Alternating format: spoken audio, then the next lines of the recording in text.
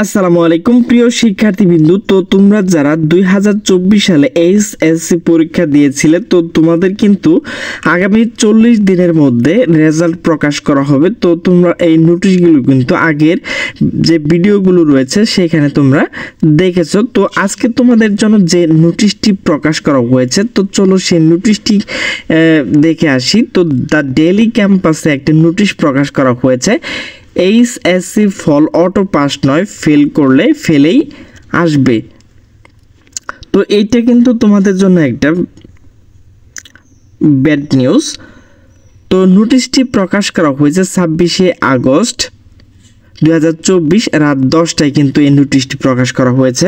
চলতি বছরে এইচএসসি ও সমান পরীক্ষার ফলাফল অটো পাস ভিত্তিতে প্রকাশ করা হবে না। অনুষ্ঠিত পরীক্ষাগুলো প্রাপ্ত নম্বর এবং যে পরীক্ষাগুলো বাতিল হয়েছে সে পরীক্ষার ক্ষেত্রে জেএসসি ও এসএসসি পরীক্ষা প্রাপ্ত নাম্বার ভিত্তিতে সাবজেক্ট ম্যাপিং করে এই সার্বিক ফল প্রকাশ প্রস্তুতি নিচ্ছে শিক্ষা প্রশাসন। তাই অনুষ্ঠিত পরীক্ষায় কোনো শিক্ষার্থী ফেল করলে ওই শিক্ষার্থী সার্বিক ফলাফলে ফেলই করবেন বলে জানিয়েছে শিক্ষা প্রশাসন কর্মকর্তারা। যদিও এইচএসসি ও সমান পরীক্ষা ফলাফল প্রকাশের সম্ভাবনা এখনও প্রস্তুত হয়নি।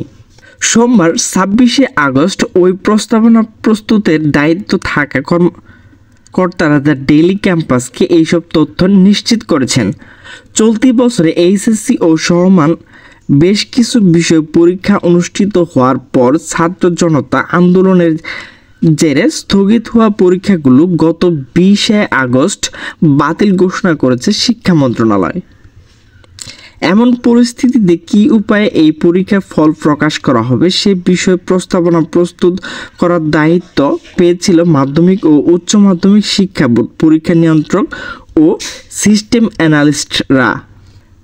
তবে সেই প্রস্তাবনা এখনও প্রস্তুত হয়নি। যদিও শিক্ষার্থীদের আন্দোলনের মুখে বাতিল হওয়া এইচএসসি ও সমান পরীক্ষাগুলো ফলাফল 40 দিনের মধ্যে প্রস্তুত করে প্রকাশের প্রাথমিক রূপরেখা ঠিক করা হয়েছে।